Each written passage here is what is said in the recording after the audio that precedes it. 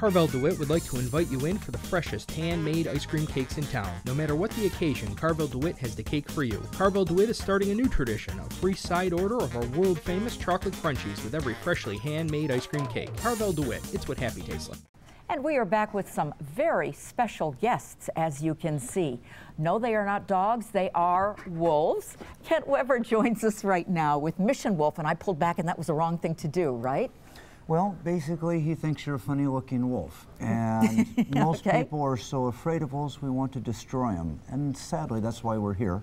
The thing about this wolf, she was born for a movie, not used in the movie. Okay. He was born out of a zoo, and the zoos ran out of money. They didn't have a place. And he's a baby, sort of, isn't he? Yeah, and he's only 18 months old. Okay. But so many people are so confused about these animals that, again, they either want to destroy them. In fact, in New York, you killed every wolf here 100 years ago. People did. Yeah. On the other side of life now, people think they want to get a wolf as a pet.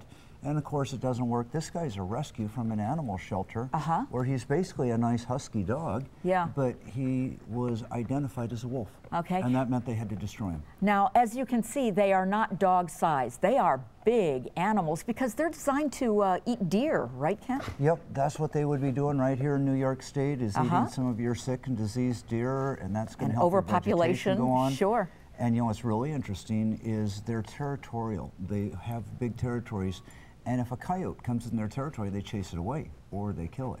Well, of course, now that we killed the wolves, guess what you have everywhere? Yes. Coyotes. Indeed. And just now when she came up and said hi to you, she was looking at your eyes. Yeah. Their instinct is to not shake hands. They sniff noses. They look each other in the face.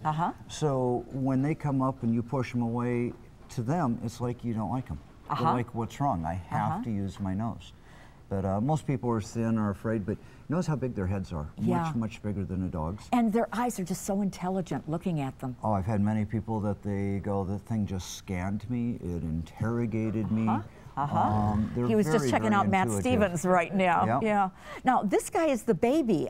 He is huge. Is he full grown, Kent? No, he's not. He's only, right now, 18 months old. This is the queen. They're just talking, by the way. Yep, she was just telling him, you better behave. You can see he's inquisitive. He's just full of energy. He's checking I think he's smelling my dog, right? Yep, and he wants to go everywhere. And one of the biggest reasons why we're up here in New York is we, in the last 20 years, have watched wolves recover across the United States from the Great Lakes to the Pacific Ocean. And we hear that there's some maybe in the Adirondacks that they're kind of checking out. That's what they keep thinking, and what happens is your coyotes are getting so big because the wolves are not there. But now the coyotes are taking over, but we're finding to get a wolf to walk from Canada back to New York, it's almost impossible. You got too much water. Okay. So that's why we're here to support the idea that New Yorkers could probably help to do something to restore these animals, and also, again, to teach people why it's pretty sad. She was born in a cage.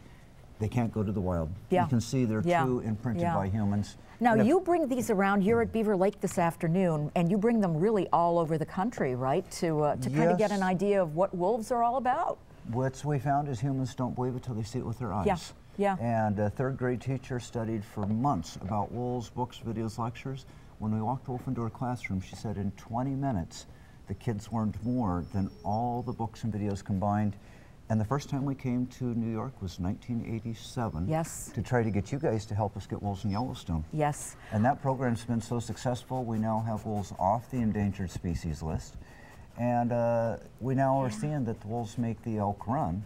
And when the elk run, the trees grow, the songbirds have a home. The elk are aerating the ground, so you get more groundwater retention. Of course, you guys have plenty of water here. But we don't out west. We're drying up fast. She's wagging her tail. Is that what a dog would do too? Yes. And you can see this guy again. He's basically a dog. And I'll see if he'll even show us. He's very agreeable. Abe. And you can see he will sit on a command. Okay. Now there's no way that I can get the other wolves to do it. The fact that he laid down, this is unusual. And this is not to say they're good pets. We just want to tell you that one more time. They are wild animals. Thank you so much for bringing them in and giving us a little bit of a look. And Tracy, thank you very much for being here as our other handler. We should tell you that Mission Wolf is on today at Beaver Lake Nature Center, but don't go out there because they're already all sold out. We're so sorry. That's why we wanted to give you the preview right now. And if you want to go to their website, missionwolf.com, you can get a lot more information. And we'll be right back.